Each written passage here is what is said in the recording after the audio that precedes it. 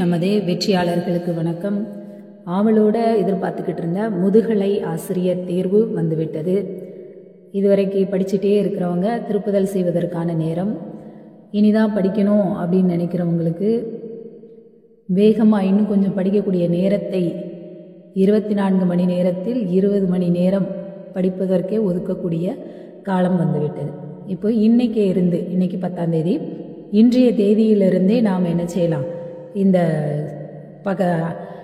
Form வந்துருச்சு, application apply பண்ண ஆரம்பிச்சிடலாம். இப்போ இதற்கான அறிக்கை 10ஆம் தேதி இன்றைக்கி வெளியிடப்பட்டிருக்கிறது. பாட வாரியாக காலி பணியிடங்கள், இதில் நம்முடைய தமிழ் பாடத்திற்கு பார்த்திங்கன்னா 216 காலி பணியிடம் இருக்கிறது. ஆங்கிலத்திற்கு 197, கணிதம் 232, இயற்பியல் 233, வேதியியல் 217, தாவரவியல் 147, விலங்கியல் 131, வணிகவியல் 198, பொருளியல் 169, வரலாறு 68, புவியியல் 15, அரசியல் அறிவியல் 14, கணினி பயிற்றுனர் நிலை 1 57, உடற்கல்வி இயக்குனர் நிலை 102, மொத்தம் 1996 காலிப்பணியிடங்கள் இருக்கிறது. நமக்கான காலிப்பணியிடம், அதாவது தமிழாசிரியருக்கான காலிப்பணியிடம் 216. இப்போ கல்வி தகுதி, வயது, இந்த விண்ணப்பம் செய்வதற்கான அனைத்து விவரங்களும் நோட்டிஃபிகேஷனில் கொடுத்துருக்குறாங்க. ஆன்லைன் மூலமாக அப்ளிகேஷன் 10/7/2025 முதல் 12/8/2025 வரைக்கும் பிற்பகல் 5 மணி வரைக்கும் கால வரையறை கொடுக்கப்பட்டிருக்கிறது. அதற்கான கோரிக்கை மனுக்கள் இது எல்லாத்தையுமே இந்த மின்னஞ்சல் வாயிலாக என்ன செஞ்சுக்கலாம், அனுப்பிக்கலாம் அப்படின்னு சொல்லி மின்னஞ்சலும் நமக்கு என்ன செஞ்சுருக்காங்க, கொடுக்கப்பட்டிருக்கிறது. இப்போ காலி பணியிடங்கள் தெரிந்துவிட்டது. அப்போ எந்த அளவிற்கு நாம் முயற்சி செய்ய வேண்டும் அப்படிங்கிறத என்ன செஞ்சுக்கோங்க, ஒவ்வொரு பாடத்தில் உள்ளவர்களும் தெரிந்து முயற்சிக்க வேண்டும். மாதிரி குறைவான எண்ணிக்கையில் தான் இந்த ஆசிரியர்கள் காலி பணியிடம் இருக்குது, அப்போ நமக்கு என்னத்துக்கு அப்படின்னு சொல்லி நமக்கு கிடைக்காது அப்படின்னு நினைக்காதீங்க.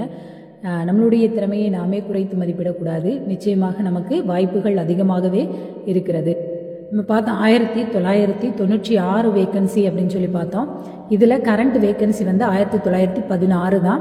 பேக்லாக் வேக்கன்சி இந்த 80, இதையும் சேர்த்து தான் அங்கே என்ன செய்யப்பட்டிருக்கு, கொடுக்கப்பட்டிருக்கு. உங்களுக்கு எந்த கம்யூனியல் ரேஞ்ச் படி என்னென்ன இது அப்படிங்கிறதும் இதில் கொடுத்துருக்காங்க. Date of notification 10/7, date of applying எப்போ அப்ளை பண்ண தொடங்கலாம்னா 10/7 தொடங்கலாம். அடுத்து இந்த ஃபார்ம் கடைசி நாள் எப்போது அப்படின்னா 12/8. அடுத்து இந்த எடிட் பண்ணுறதுக்கு ஏதாவது தவறாக செஞ்சிட்டோம் அப்படிங்கிற மாதிரி இருந்ததுன்னா 13ஆம் தேதியிலிருந்து 16ஆம் தேதி வரைக்கும் என்ன செய்யலாம், ஆகஸ்ட் மாதம் இந்த 4 நாட்கள் நம்ம என்ன செய்துக்கலாம், அந்த 3 நாட்களும் நம்ம பார்த்துக்கலாம். அடுத்து தேர்வு நேரம் 28/9. இப்போ இதை கணக்கெடுத்து பார்க்கும்போது நமக்கு இருக்கக்கூடிய நாட்கள் 79 நாட்கள் இருக்குது. இன்னைய டேட்டில் இருந்து அப்படியே நம்ம பார்க்கும்போது நமக்கு 79 நாட்கள் என்ன செய்கிறது இருக்கிறது. இந்த 79 நாட்களையும் நம்ம முழுமையாக பயன்படுத்தினோம் அப்படின்னா நிச்சயமாக வெற்றி நம் கையில் தான். இதில் பிஎஸ்டிஎம் நம்ம வாங்குறத பற்றி நம்ம சொல்லுவோம். பிஎஸ்டிஎம்க்கு ரிசர்வேஷன் 20% இருக்குது. அந்த பிஎஸ்டிஎம் எந்த வகுப்புலேருந்து வாங்கணுமா பாருங்கள், ஃபஸ்ட் ஸ்டாண்டர்ட் முதல் வகுப்புல இருந்து கடைசியாக இருக்கக்கூடிய எஜுகேஷனல் குவாலிஃபிகேஷன் வரைக்கும் முழுவதுமாக என்ன செஞ்சிருக்க வேண்டும், வாங்கியிருக்க வேண்டும் பிஎஸ்டிஎம். அதுக்கப்புறம் பார்த்தீங்க அப்படின்னா இது யாருக்கு விலக்கு அப்படின்னு சொல்லி பார்த்தோம்னா, English PSTM reservation is not applicable. ஆங்கில பாடம் எடுத்தவர்களுக்கு மட்டும் இது என்ன செய்யாது கிடையாது. ஏன்னா அவங்க எல்லாமே ஆங்கில வழியிலே படிக்கிறதுனால அவங்களுக்கு இது பிஎஸ்டிஎம் அப்ளிகேபிள் கிடையாது. அவங்களுக்கு அந்த ரிசர்வேஷனும் அவங்களுக்கு கிடையாது. ஏஜ் லிமிட் பாருங்கள், அப்பர் கிளாஸுக்கு எல்லாத்துக்குமே, அதாவது ஓபிசி, ஓசி கேட்டகரியில் இருக்கிறவங்களுக்கு எல்லா கேட்டகரிக்குமே என்ன ஏஜ்னா 53. மற்றபடி இருக்கக்கூடிய அதர் கேஸ்ட்டுக்கு எல்லாத்துக்குமே இதெல்லாம் SC scheduled caste, ST, BC Muslim, அடுத்து பேக்வர்ட் கிளாஸஸ் எல்லாத்துக்குமே எம்பிசி, டிஎன்சி இந்த இதுகளுக்கு, அதுக்கப்புறம் விடோஸ் இது எல்லாத்துக்குமே எந்த இது அப்படின்னா 58 வயது. அது எந்த நாள் படி அப்படின்னா ஜூலை 2025 அந்த கணக்குப்படி நம்ம என்ன செஞ்சுக்கலாம், டேட் ஆஃப் பர்த் அதிலிருந்து 58 வயதிற்குள்ளாக இருக்கக்கூடியவங்களாம் என்ன செய்யணும், இருக்கணும். அப்ளை பண்ண மார்க் எலிஜிபிலிட்டி பாருங்கள், பிஜி இதில் கிராஜுவேட்டில் 50% மார்க் இருக்கணும் அப்படிங்கிறத என்ன செஞ்சுருக்காங்க கொடுத்துருக்குறாங்க. அதை நோட் பண்ணி பார்த்துக்கோங்க. அப்புறம் பார்த்தா அவங்களுடைய ஸ்டடி லெவல் வந்து எப்படி இருக்கணும் அப்படின்னா 10+2+3+2 இந்த இதில் தான் என்ன செய்யணும் இருக்கணும். அப்படி இல்லாமல் இருக்கிறத என்ன செய்ய முடியாது, அக்செப்ட் பண்ண முடியாது அப்படிங்கிற மாதிரி கொடுத்துருக்காங்க. அதாவது போஸ்ட் கிராஜுவேட்டுக்கு முன்னாடி எல்லா டிகிரிஸும் என்ன செஞ்சுருக்கணும், கம்ப்ளீட் பண்ணியிருக்கணும் அப்படிங்கிறது. அதே மாதிரி நம்ம என்னென்ன டாக்குமெண்ட்ஸ் வந்து ப்ரொடியூஸ் பண்ண வேண்டியிருக்கோ அத்தனை டாக்குமெண்ட்ஸு சர்டிஃபிகேட்ஸு எல்லாமே கரெக்டாக என்ன செய்யணும், இது பண்ணியிருக்கணும். அப்படி அவங்க கேட்குற டாக்குமெண்ட்ஸ் ஏதாவது நம்ம அப்லோட் பண்ணாமல் இருந்தோம் அப்படின்னா அந்த இது வந்து என்ன செஞ்சிடும், அந்த அப்ளிகேஷன் வந்து ரிஜெக்ட் ஆகும் அப்படிங்கிறத கொடுத்துருக்குறாங்க.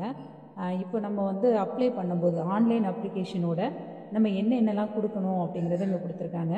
எல்லாம் 10th mark sheet, 12th mark sheet, அதுக்கப்புறம் வந்து ஒவ்வொரு டிகிரிலையும் சீனியர் டிப்ளமா, அந்த டிப்ளமாவை முடித்து அந்த கேட்டகரிக்கு வர்றவங்களுக்கு அதுக்கான சர்டிஃபிகேட்டு, யூஜி முடித்தவங்க consolidated mark sheets of all semester, அப்புறம் டிகிரி சர்டிஃபிகேட், ப்ரொவிஷனல் சர்டிஃபிகேட் கட்டாயம் வேணும் அப்படின்ட்டுருக்காங்க. அடுத்து பிஜிலையும் கன்சல்டேட்டட் மார்க் ஷீட்டு, அதுக்கப்புறம் ப்ரொவிஷனல். பிஎட்லேயும் அதே மாதிரி தான், பிஎட் டிகிரி அதாவது ஈக்குவலண்ட் இருந்தால் அது, இதுலேயும் கன்சல்டேட்டட் மார்க் ஷீட்டு, அப்புறம் டிகிரி ப்ரொவிஷனல் சர்டிஃபிகேட்டு. இது வந்து பிபிஎட்டோ எம்பிஎட்டோ வந்து நம்ம பிஇடி டீச்சர்ஸ்க்கான இது மாஸ்டர் டிகிரி இப்போ கிரேடு லெவல் 1 கொடுத்துருக்காங்கல்ல எம்பிஎட்டு, அவங்களுக்கான குவாலிஃபிகேஷனு, அவங்களுக்குள்ள சர்டிஃபிகேட்ஸும் அதில் என்ன செய்யணும், ப்ரொடியூஸ் பண்ணணும். இப்போ ஏதாவது ஒரு டிகிரிக்கு நீங்கள் ஈக்குவலண்ட் வைக்கிறீங்க அப்படின்னா அதுக்கான எவிடன்ஸ் ஜிஓ வந்து என்ன செஞ்சுருக்கணும், ப்ரொடியூஸ் பண்ணியிருக்கணும். அப்புறம் கம்யூனிட்டி சர்டிஃபிகேட்டு, அதுக்கப்புறம் பிஎஸ்டிஎம் வாங்குகிறோம் அப்படின்னா பிஎஸ்டிஎம்க்குள்ளது, அதுவும் அந்த அனெக்ஷர் 1, 2ல் வந்து பின்னாடி லாஸ்ட்டில் கொடுத்துருக்காங்க. இதோடைய அந்த 40க்கு அப்புறம் அந்த 41, 42லலாம் கொடுத்துருக்காங்க. அந்த அனெக்ஷர் 1, 2 அதை என்ன செஞ்சுக்கணும், வச்சுக்கணும். என்ஓசி வாங்குறதா இருந்தால் அனெக்ஷர் 3 அதை எடுத்து என்ஓசி வாங்கி அதையும் என்ன செய்யணும், சப்மிட் பண்ணணும். அது தவிர வேறு ஏதாவது ரிசர்வேஷன்ஸ் நம்ம கொடுக்குறோன்னா கேட்குறோம் அப்படின்னா அதற்கான சர்டிஃபிகேட்ஸும் நம்ம என்ன செய்யணும், ப்ரொடியூஸ் பண்ணணும். அப்புறம் வந்து கான்டாக்ட் சர்டிஃபிகேட் ஒன்று வாங்கணும். கான்டாக்ட் சர்டிஃபிகேட் யார்கிட்ட அப்படின்னா லாஸ்ட் ஸ்டடிடு இன்ஸ்டியூஷன், அதில் என்ன செய்யணும், கான்டாக்ட் சர்டிஃபிகேட் வாங்கணும். அப்புறமா வந்து கேரக்டர் சர்டிஃபிகேட்டும் வாங்கணும். அது குரூப் ஏ, குரூப் பி, இந்த ஆஃபீஸர்ஸ்ட்டே என்ன செய்யணும், சென்ட்ரல் ஆர் கவர்மெண்ட் ஸ்டாஃப் இவங்ககிட்ட என்ன செஞ்சுக்கணும், வாங்கிக்கணும். இன்கேஸ் வந்து டிரான்ஸ்ஜெண்டர் வந்து இதுக்கு அப்ளை பண்ணுறாங்க அப்படின்னா அவங்களுக்கான ID card with gender certificate இது எல்லாத்தையும் என்ன செய்யணும், சப்மிட் பண்ணணும். டிஃப்ரெண்ட்லி ஏபிள்டு பர்சனாக இருந்தால் அதுக்கான சர்டிஃபிகேட்டை அவங்க என்ன செஞ்சிடணும், ப்ரொவைட் பண்ணணும். கம்யூனிட்டி சர்டிஃபிகேட்ஸ் வந்து எல்லாத்துக்குமே வந்து எந்த இதில் எப்போதுமே ரெவென்யூ டிபார்ட்மெண்ட்லேருந்து நம்ம வாங்கியிருப்போம், அது இந்த நாம்ஸ் படி என்ன செய்யணும், இருக்கணும் அப்படிங்கிறத இங்கே கொடுத்துருக்குறாங்க. இப்போ அடுத்தால நமக்கு வந்து தேர்வு முறை பற்றி கம்பல்சரி தமிழ் எக்ஸாம் பாருங்கள். இதில் எல்லாத்துக்குமே கம்பல்சரி தமிழ் எலிஜிபிலிட்டி டெஸ்ட்டு இருக்குது. அது வந்து எப்போதும் போல் எம்சிக்யூ கொஸ்டின் தான், ஆப்ஜெக்டிவ் டைப்பில் தான் இருக்குது. அது வந்து ஓஎம்ஆர் பேஸ்டில் இருக்குது. இதில் கொஸ்டின் வந்து 30, நமக்கு மார்க் வந்து 50 மார்க்கு, டூரேஷன் வந்து 30 நிமிஷம். பார்ட் ஏ அப்படின்னு சொல்லி என்ன செய்யப்படுகிறது, இது நடக்கப்படுகிறது. இந்த மார்க் வந்து நோட்டீஸ் பண்ணிக்கோங்க, இந்த மார்க் வந்து ரேங்கிங்க்கு உதவாது, ஜஸ்ட் உங்களோட எலிஜிபிலிட்டி மட்டும்தான். இது உங்களுக்கு எந்த லெவலில் இருக்கும்னா 10th தான். Compulsory Tamil paper is of 10th standard level தான். அதனால் நம்ம ஸ்கூல் புக்கு 10th வரைக்கும் உள்ள புக்ஸு நம்ம என்ன செஞ்சுக்கணும், தரவு பண்ணிக்கணும். இது பார்ட் ஏ. இது ரெண்டுமே ஒரே நாளில் தான் நடக்க போகுது. இது வேறு வேறு நாளில் நடக்குமா அப்படியா இப்படியாங்கிறதுலாம் கிடையாது. இதில் வந்து எலிஜிபிலிட்டி என்னென்னா நம்ம அந்த 50 மதிப்பெண் தேர்வில் 20 மதிப்பெண் என்ன செய்யணும், பெறணும் அப்படிங்கிறது தான் இதற்கான எலிஜிபிள். அடுத்து பார்த்தோன்னா மெயின் சப்ஜெக்ட்டுமே எதில் தான் நடக்குன்னா இந்த முறை வந்து கணினி முறை தேர்வு கிடையாது, ஓஎம்ஆர் பேஸ்டு தான். அதனால் இந்த எக்ஸாமை ஓஎம்ஆரில் தான் எழுத போகிறோம். எல்லாத்துக்கும் ஒரே கொஸ்டின் அப்படிங்கிற மாதிரி தான் என்ன செய்யும் இருக்கும். அந்த இது பேஸ்டுனா தான் வேறு வேறையாக இருக்கும். இந்த தேர்வு எழுதுறதுக்கு உங்களுக்கு 3 மணி நேரம் 150 மதிப்பெண்ணுக்கான வினாக்கள் இருக்கும். வினாக்களுடைய முறை வந்து எப்படி இருக்கும் அப்படின்னா main subject educational and methodology, அதுக்கப்புறம் general knowledge. Main subject 110 mark இருக்கும். எஜுகேஷன் அண்ட் மெத்தடாலஜிக்கு அந்த சைக்காலஜோ கல்வியலோ 2 சேர்த்து 30 மதிப்பெண்ணுக்கு, ஜிகே 10 மதிப்பெண், மொத்தமாக 150 மதிப்பெண்ணுக்கு என்ன செய்யும், இந்த தேர்வானது நடைபெறும். இதில் இந்த தேர்வு முறையில் பார்த்தீங்கன்னா இந்த கம்ப்யூட்டர் இன்ஸ்ட்ரக்டர் கிரேட் 1க்கான தேர்வு மட்டும் என்ன செய்யுது, ஒரு மாற்றமாக இருக்குது. என்ன அப்படின்னா கம்ப்யூட்டர் சயின்ஸ் வந்து 130 மார்க்கும், education and psychology 10 mark, general knowledge 10 mark. அப்போ அவங்களுக்கு மேஜரில் தான் அதிகமான பகுதி என்ன செய்யப்பட்டிருக்கு, கேட்கப்பட்டிருக்கிறது. 20 மார்க்கு மேஜரில் அதிகமாக கம்ப்யூட்டருக்கு மட்டும் இருக்குது. இதில் மினிமம் குவாலிஃபையிங் மார்க்குன்னு கொடுத்துருந்தாங்க. அதை 50% எடுக்கணும் அப்படிங்கிறது. அதாவது ஜிடி இது எல்லாருமே வந்து என்ன செய்யணும், 75 மதிப்பெண்ணுக்கு மேலேயும், இவங்களுக்கு அதுக்கு கீழே குறைஞ்சி வருது. ஆனால் இந்த எலிஜிபிலிட்டி மார்க்கோட நிற்கிதா அப்படின்னா இப்போ இல்லை. ஏன்னா மார்க் எல்லாமே ஹை லெவலில் போட்டிகள் நிறைஞ்ச நிலையில் இருக்குது. இதனால் ஜஸ்ட் தெரிஞ்சுக்கணும் அப்படிங்கிறதுக்காக வேண்டியதான் இந்த எலிஜிபிலிட்டி லெவல். இதில் எல்லா சப்ஜெக்ட்டுமே தமிழ் உட்பட அனைத்து பாடங்களுமே என்ன செய்ய வேண்டும், எழுத வேண்டும் அப்படிங்கிறது தான் இதோட இது. நான் தான் கொடுத்துட்டாங்க. எலிஜிபிலிட்டி மார்க் வந்து எஸ்சி எஸ்சிஏக்கு வந்து 45%னா அவங்க 68 மார்க் எடுத்தால் போதுமானது. எஸ்டி வந்து 60 மார்க்கு, அதர் கேஸ்ட் எல்லாமே 75 மதிப்பெண் பெற்றிருக்க வேண்டும். இதில் பாருங்கள், தமிழ் எலிஜிபிலிட்டி டெஸ்ட்டில் நம்ம மார்க்கு பேப்பரில் எவ்வளோ எடுத்துருக்கோங்கிறத விட எலிஜிபிலிட்டி டெஸ்ட்டில் மினிமம் குவாலிஃபைங் மார்க் எடுத்தால் மட்டுமே next level of evaluating part B sheet இதில் குவாலிஃபைடான மார்க் எடுத்தால் தான் அடுத்த பேப்பர் வேல்யூவேட் பண்ண முடியும் அப்படிங்கிறத இங்கே கொடுத்துருக்குறாங்க.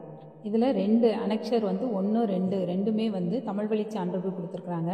இந்த முதல்ல இருக்கிறது வந்து 1 to 12ஆம் வகுப்பு வரைக்கும் உள்ளதை கொடுக்கணும். தேர்வர் 1 முதல் 10ஆம் வகுப்பு வரை பாருங்கள், 1 முதல் 10ஆம் வகுப்பு வரை, அதுக்கப்புறம் 12ஆம் வகுப்பு வரை வெவ்வேறு பள்ளிகளில் படித்துள்ளார் எனில் தான் பயின்ற ஒவ்வொரு பள்ளியிலும் தனித்தனியாக சான்றிதழை பெற வேண்டும். அதே மாதிரி அடுத்த அனெக்ஷர் வந்து எதுக்குன்னா, நம்ம அந்த கல்லூரியில் தேர்வர் வெவ்வேறு படிப்புகளை வெவ்வேறு நிறுவனங்களை நிறைவு செய்துள்ளார் எனில் தன் படிப்பினை நிறைவு செய்த ஒவ்வொரு நிறுவனத்திலும் தனித்தனியாக இந்த சான்றிதழை இந்த தமிழ் வழி சான்றினை என்ன செய்யணும், பெறணும் அப்படிங்கிறது இங்கே கொடுக்கப்பட்டிருக்கிறது. அதே மாதிரி பாருங்கள், இன்னும் ஒரு சில காலேஜ் நான் படிக்கும்போது இருந்துச்சு, ஆனால் அதுக்கப்புறம் இப்போ இல்லை, ஒரு சில யூனிவர்சிட்டி அந்த மாதிரி இருக்குது அப்படிங்கிறதுக்கும் ஒரு படிவம் என்ன செஞ்சுருக்காங்க, கொடுத்துருக்குறாங்க.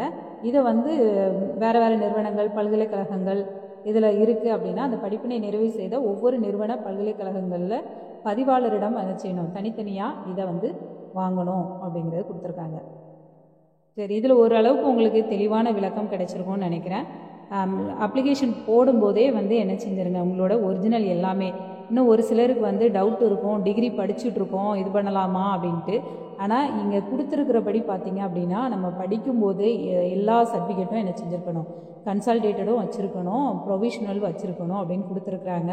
அப்போ கன்சால்டேட்டட் வைக்கணும் அப்படின்னாலே நம்ம கம்ப்ளீட் பண்ணியிருந்தால் மட்டும்தான் அப்ளை பண்ண முடியும் அப்படின்ருக்கு. அதனால் எல்லா சர்டிஃபிகேட்டையும் கையில் கரெக்டாக பத்திரமா எடுத்துகிட்டு போங்க. ஒரிஜினல் சர்டிஃபிகேட் அப்படியே ஸ்கேன் பண்ணி அப்லோட் பண்ணுற மாதிரி இருக்கும். அவங்களோட photo, recent passport size photo வச்சுக்கோங்க.